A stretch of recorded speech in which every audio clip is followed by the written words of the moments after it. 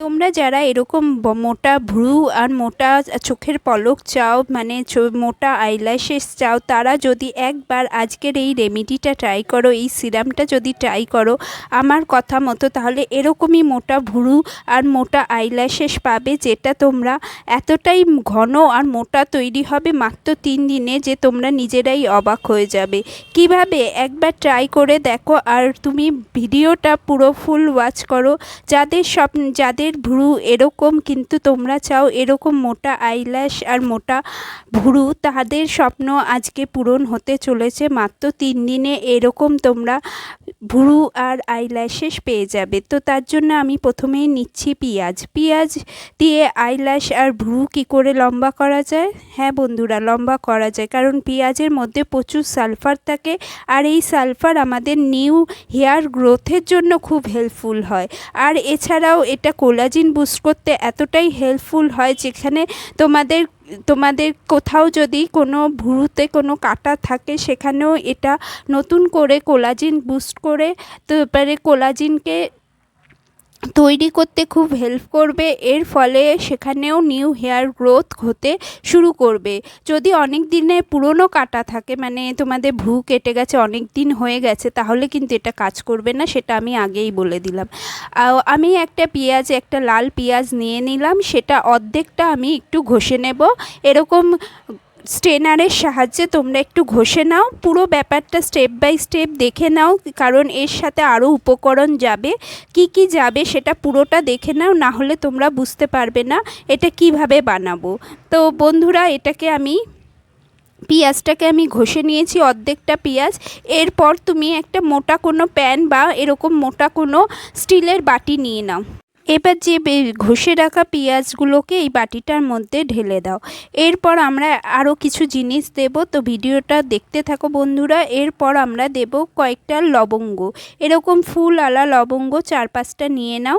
সেটাকে একটা হামাল দিস্তার মধ্যে একটু থেতো করে নাও, ভালো করে থেতো করে নাও, থেতো করে গুঁড়ো করে নাও। 4-5টা লবঙ্গ তো ব্লেন্ডারে ব্লেন্ড হবে না, তাই তোমরা এরকম হামাল দিস্তার সাহায্যে একটু গুঁড়ো করে নাও।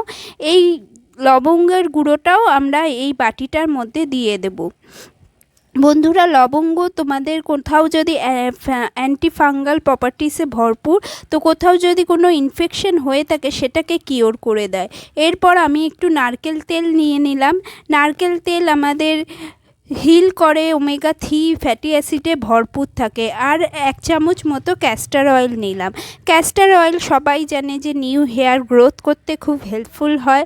ক্যাস্টর অয়েল ডাইরেক্ট তো ইউজ করা যায় না, কারণ এটা প্রচণ্ড থিক হয়, তার জন্য আমি ক্যাস্টর অয়েলটা এগুলোর সাথে মিশিয়ে নিলাম। এবার পুরো জিনিসটা একদম লো ফ্লেমে একটু তুমি গ্যাসের আগুনে বসিয়ে দেবে, একটু লো ফ্লেমে 2-3 মিনিটের বেশি না, 2-3 মিনিটের জন্য তোমরা এটাকে অ্যাজ এ অয়েল যেরকমভাবে বানাও সেইভাবে বানিয়ে ফেলো। তারপর একটা বাটি নাও, তার মধ্যে একটা ছাঁকনি দিয়ে এই পুরো তেলটাকে ছেঁকে নেবে। জিনিসটা পুরোটা ছেঁকে নাও, দেখবে পুরো তেলটা বেরিয়ে আসবে। তার জন্য আমরা যে অনিয়নটা নিয়েছি, মানে পেঁয়াজটা নিয়েছি, এর জন্য তোমাদের চোখের ওপরে কোনো এফেক্ট করবে না, কারণ পেঁয়াজের তেলটা আমরা নিলাম। আর এই তেলটা নেওয়াতে আমাদের হেয়ারে যে গ্রোথটা সেটা পাবো। পেঁয়াজের সব গুণাগুণ এই তেলটার মধ্যে এসে গেছে। এরপর এটাকে সিরাম বানানোর জন্য আমি একটু অ্যালোভেরা জেল নিয়ে নেব, যাতে এটা একটু থিক মতো কনসিস্টেন্সিতে আসে। আর aloe vera gel new hair growth করতেও হেল্প করে। তো বন্ধুরা, সব কটা জিনিসকে তোমরা মিক্স করে নাও, ভালো করে মিশিয়ে নাও, যাতে একটা সিরাম মতো কনসিস্টেন্সিতে এসে যায়। এই জিনিসটা তুমি কোনো মাস্কারা ওয়ান থাকে যদি তোমার কাছে, সেইটা দিয়ে চোখের পলকের ওপর আর আইব্রোর ওপর রোজ রাতে শোবার সময় লাগাও। আর যদি মনে হয় এটার থেকে একটু স্মেল আসছে, তাহলে কোনো এসেনশিয়াল অয়েল যদি তোমার কাছে থাকে, ধরো রোজ এসেনশিয়াল অয়েল বা কোনো এমন গন্ধযুক্ত কোনো এসেনশিয়াল অয়েল থাকে, তো 1-2 ফোঁটা দিয়ে দাও, কিন্তু এটার একটু সামান্য স্মেল হলেও হতে পারে। তো বন্ধুরা, এরকম মাস্কারা ওয়ান্ড পাওয়া যায়, সেগুলো দিয়ে তোমরা লাগিয়ে নাও, তোমাদের ভুরুর ওপরে এইভাবে লাগিয়ে নাও, আর চোখের পলকের ওপরেও লাগিয়ে নাও। ভুরুর ওপরে আর চোখের পলকের ওপরে হালকা করে লাগিয়ে নাও শোবার আগে।